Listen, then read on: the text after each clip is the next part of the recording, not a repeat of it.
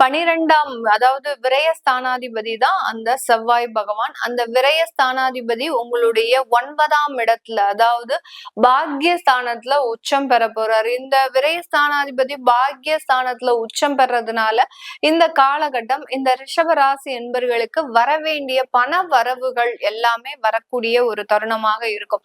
யார்கிட்டயாவது கடன் கொடுத்திருக்கிறீங்க, ஒரு கைமாதாவே நீங்க ஒரு 5000 10,000 கொடுத்திருந்திருக்கலாம், அதெல்லாம் வராம இருக்கு அப்படின்ற பட்சத்துல இந்த 45 நாட்கள்ல இந்த ராசி என்பர்களுக்கு கடன்பட்ட, அதாவது வரவேண்டிய ஒரு வருமானங்கள் வரக்கூடிய ஒரு தருணமாக இருக்க போது இந்த காலகட்டம் இந்த ராசி என்பர்கள் தன்னுடைய வேலை ரீதியான சில மாற்றங்களை அனுபவிக்கக்கூடிய ஒரு தருணம். நிறைய ரிஷபராசி என்பர்கள் 2025ல பாத்தீங்கன்னா வேலை சம்பந்தப்பட்ட நிறைய இடர்பாடுகளை சந்திச்சிருப்பாங்க.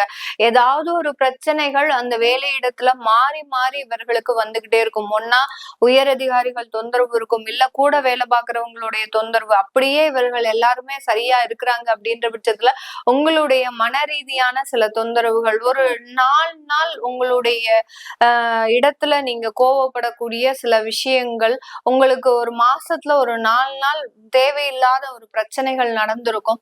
அந்த 4 நாள்ல